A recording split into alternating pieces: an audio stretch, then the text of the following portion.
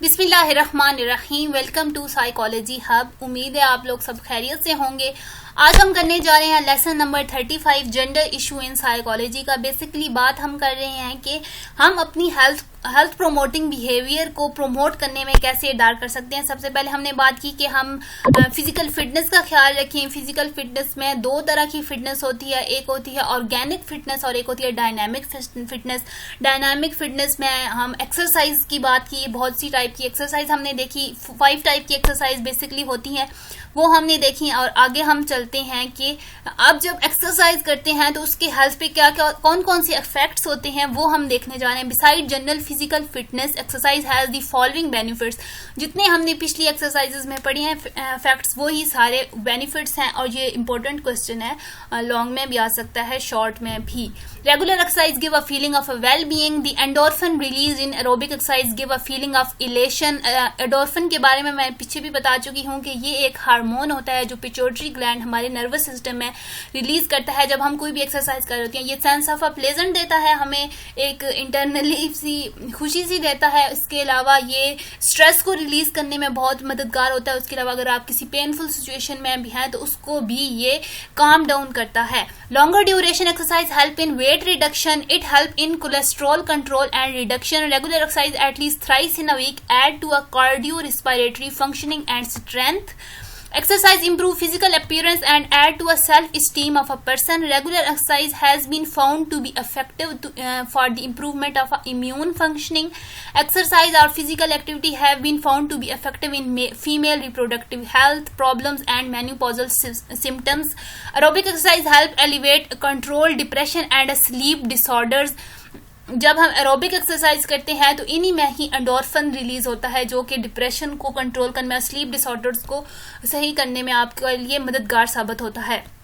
Regular physical activities have been consistently found to be a beneficial in cardiovascular condition. Both is not occurring in first place as well as in management.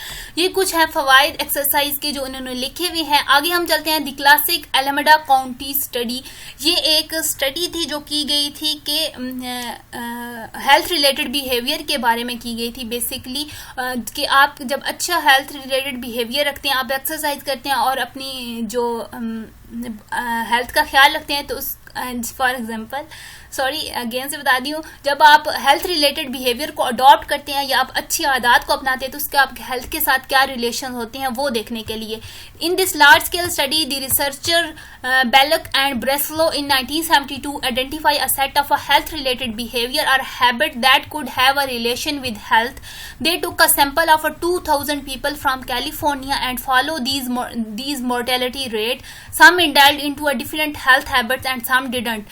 5 habits were found to have a significant relationship with the low mortality rate. यानी कि उन्होंने 2,000 लोगों की mortality rate देखा था वो कैसी health behaviour जो हैबिट्स हैं वो अडॉप्ट करते हैं जिसकी वजह से उनका मोर्टेलिटी रेट लोअर हो जाता है। मोर्टेलिटी रेट बेसिकली होता है शर अमवात। तो जो लोग सफिशिएंट स्लीप करते थे, अच्छी तरह सोते थे, मॉडरेट ड्रिंकिंग, ज्यादा ड्रिंक नहीं करते थे, नो स्मोकिंग, जो स्मोक नहीं करते थे, रेगुलर एक्सरसाइज करते थे और उनका अपने वेट को कंट्रोल में रखते थे, उन लोगों का मोर्टेलिटी रेट लो था। अब यहाँ पे ये क्या बॉक्स में उन्होंने क्या लिखा है कि एक्सरसाइज आपको रिलैक्स करती है, आपको टायर्ड नहीं करती।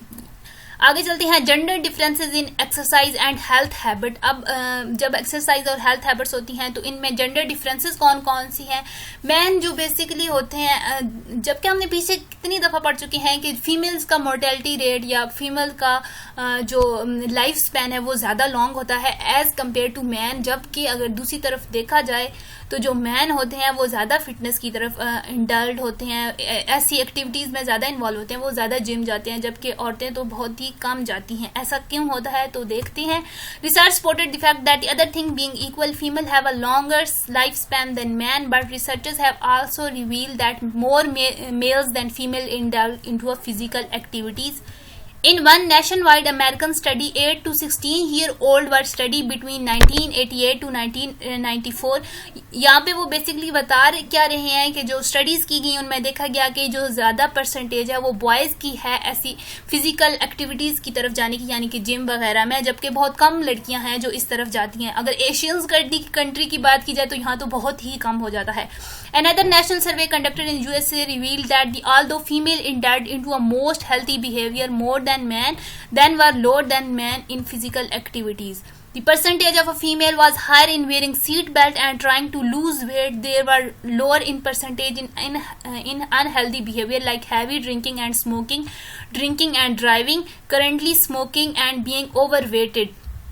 यानी कि जो औरतें हैं वो ज़्यादा इस बात की तरफ ज़्यादा इंडल्ट होती हैं कि हमारा वेट ना बढ़े, और ना वो ज़्यादा कॉशंस होती हैं, सीट बेल्ट पहनती हैं ड्राइविंग के दौरान, जबकि एज़ कम्पेयर टू मैन वो ड्रिंकिंग भी करते हैं और ऐसी बहुत सी एक्टिविटीज़ में इन्वॉल्व होते हैं जो कि अनहेल्दी बिहेवियर होते हैं। इस आगे चलते हैं। However exercising regularly and being very physically active are two categories on which female were less in percentage, क्योंकि वो रोजाना एक्सरसाइज नहीं कर सकती। Boys get more exercise than girl from an early age. In middle age, early age में तो boys होते हैं, लेकिन इन मिडिल एज और जो अगली लाइफ होती है उधर वो ज्यादातर एक्सरसाइज की तरफ नहीं जा रहे होते।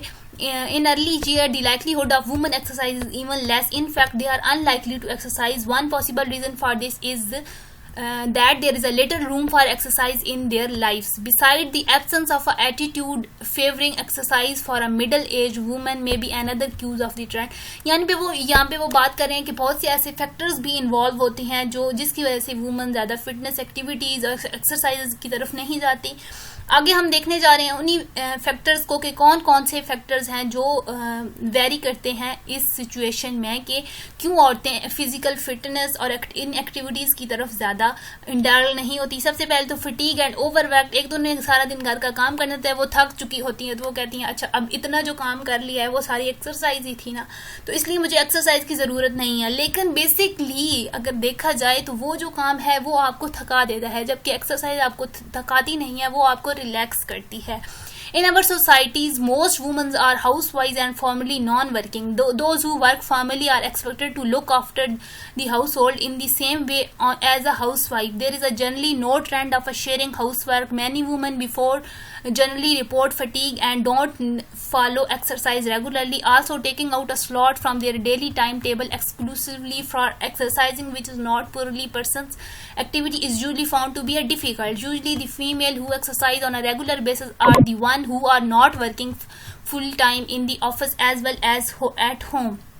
यहाँ पे वो बात कर रहे हैं कि यूजली जो एक्सरसाइज के लिए जाती हैं वो ऐसी वुमेन्स होती हैं जो ना तो वो जॉब वगैरह करती हैं ना वो घर का काम करती हैं, इसलिए उनको टाइम मिल जाता है अपनी एक्सरसाइज और इस तरह की एक्टिविटीज़ को कंटिन्यू करने में। Social attitude and stereotype. अब हमारी सोसाइटी भी कुछ स्टीरियोटाइप है, वो उन्हें पसंद नहीं है। उन्हें लगता है कि जो एक्सरसाइज वगैरह है ये सिर्फ मैन के लिए है और जिम जो जाना ही मैन को चाहिए, औरतों को नहीं जाना चाहिए।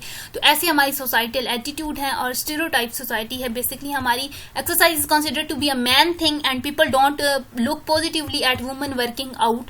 Also other people as well as women themselves feel their housework is enough exercise. They are not aware of the fact that housework may be tiring. It doesn't give enough exertion to a body. Many people indulge women believe that once married become a mother, women don't have to look after themselves. ये हमारी societal attitude है जिनके बारे में वो बात कर रहे हैं। जो थर्ड है वो है लैक ऑफ एक्सरसाइजिंग फैसिलिटीज। अब तो नेक्स्ट जो बात आ गई कि उनके लिए एक्सरसाइजिंग फैसिलिटीज ही नहीं है। Due to a lack of a parks, playground और a gym in neighbourhood, most women की postponing exercise even when they are keen. यानी कि अगर उन्हें शौक है भी, अगर वो जाना भी चाहती है, लेकिन उनको पास फैसिलिटीज नहीं होती एक्सरसाइज की, जिसकी वजह से वो नहीं जा सकती। आगे चलते हैं। Uptake of a medical facilities. All states all over the world are interested in promoting health behavior and preventing disease. The basic goal is to reduce the health care cost. Healthcare costs have been rapidly escalating for the past many decades with more advanced medical technologies and facilities for early diagnosis and screening. More and more people come to hospital for treatment. और जब ज़्यादा से ज़्यादा लोग hospital में आते हैं जिसकी वजह से जो बेड्स हैं वो हर वक्त ही भरे रहते हैं। most of the hospital beds are occupied most of the time. In developing and underdeveloped country the patient outnumber of the number the hospital bed. यानी कि वो कह रहे हैं कि जैसे जैसे अर्ली डायग्नोसिस और फैसिलिटीज बढ़ती जा रही हैं उसके साथ साथ ये ट्रेंड बढ़ता जा रहा है कि ज़्यादा लोग हर वक्त हॉस्पिटल्स जो हैं हमारे वो उनकी बेड्स हर वक्त ऑक्यूपाई रहते हैं, हर वक्त उन पे पेशेंट्स की जो तादाद है वो हॉस्पिटल बेड से बहुत ज़्यादा बढ़ गई है. Health care is a major burden on the national economy. और फिर ये जो सारा बर्डन है वो नेशनल इकोनॉमी पे जाता है. This become even more important because most of the complaint that most patient are admitted with are preventable. Therefore it is the interest of a national economy that disease be prevented and the health status of citizens improved in order to cut down the health care cost. यानी कि इस तरह अब जो हमारी जो country है उस नेशनल इकोनॉमी है उस पर ज़्यादा बर्डन पड़ जाता है और फिर उन्हें बहुत सी ऐसी चीज़ें करने की ज़रूरत पेश आती है इस जगह पर, जैसे कि ऐसी कैंपेन चलाई जाए कि लोगों को पता हो कि प्रिवेंशन कैसे की जा सकती है कि लोग बीमार ना हो बल्कि बीमारी से पहले ही उनका इलाज किया जा सके. When does uptake of a medical facilities become important? In many situations the health authorities want people to utilize health service. In many cases, especially involving women's health, even full-fledged campaigns are designed to encourage women to contact the authorities and benefit from the available facility. यहाँ पे वो बात कर रहे हैं कि लोगों को अर्ज किया जाता है कि आप लोग आके फैसिलिटीज लें. ज़्यादातर औरतों को इस बात में बहुत ज़्यादा किया जाता है क्योंकि वो लोग बहुत सी वजूहात होते हैं जो हम आगे भी पढ़ेंगे कि जिसकी वजह से वो लोग मेडिकल फैसिलिटीज़ को अपटेक नहीं करती. This become more important when the health authorities are offering screening services for diagnosing serious condition like breast cancers, cervical cancers, HIV, AIDS और hepatitis. यानी कि जब ऐसी बीमारियों की बात आती है तो बहुत सी ऐसी कैंपेन्स चलाई जाती है ताकि लोगों को इनकरेज किया जाए, लोगों को कहा जाए कि वो आके अपनी स्क्रीनिंग करवाएं अर्ली डायग्नोसिस से, क्योंकि इन सब चीज़ों का इलाज पॉसिबल है. The utilization of a medical services is in an area of a concern for health professionals. Health psychologists have been exploring the poor utilization of various health services where the uptake considered vital for the health status for the society at large. A number of a preventable health condition can be controlled, managed and eradicated if available. Screening services are used by people. Research show that women are more likely than men to go for medical consultation other than they required for a pregnancy and childbirth. आगे चलते हैं. Womens are more sensitive to the bodily changes and symptom illness. यहाँ पे वो basically बात कर रहे हैं कि जो औरतें हैं वो ज़्यादा इस बात का ख्याल रखती हैं कि जब क्योंकि वो ज़्यादा सेंसिटिव होती हैं तो उनको ज़्यादा वो चली जाती हैं, वो इस बात पे शर्म महसूस नहीं करती कि अच्छा हम बीमार हैं तो हमें किसी की केयर की ज़रूरत है, वो डॉक्टर के पास चली जाती हैं. जबकि जब मैन की बात आती है तो वो समटाइम्स वो एडमिट नहीं करते कि हम वीक हैं या हम कमज़ोर हैं, बल्कि वो इस काम में वो छुपाते रहते हैं. Research evidence also suggest that although women have higher longevity, man have higher mortality rate, female tend to have a high rate of acute illness like infection and a parasitic disease and digestive and respiratory conditions. Although के female का जो life span है वो ज़्यादा होता है और उनकी मोर्टेलिटी रेट कम होता है मर्दों से, लेकिन वो ज़्यादा उनको खतरा होता है इन्फेक्शंस का और पैरासाइटिक डिजीज़ेस का इन रिस्पेक्ट टू मैन. अगर कंपेयर किया जाए मर्दों के मुकाबले में औरतों को तो उन्हें ज़्यादा खतरा होता है इस किस्म के इन्फेक्शन और डाइजेस्टिव और रिस्पायरेटरी जो कंडीशंस होती हैं उनका. The rate of acute illness is very low in male and only higher in case of injuries. यानी कि जो मर्द हैं वो ज़्यादातर बीमार इसलिए होते हैं क्योंकि इंजरीज वगैरह हो जाती हैं, वो जो सोशली होते हैं वो बहुत ज़्यादा केयरलेसली बिहेव करते हैं इस वजह से, यानी कि जैसे कि देखा जाता है ड्रिंकिंग, स्मोकिंग, इस वजह से ज़्यादा जो मैन है वो अनहेल्दी एंड वो बीमारी की तरफ जाते हैं, इलनेस की तरफ जाते हैं. However men are bedridden, much less than women. For recovery from injury, women's rate of acute condition other than pregnancy is 11 times higher than men. This is probably one of the reasons why more women than men visit doctor. Also, it is seen that more women than men read about health matters, illness, symptoms and possible treatments.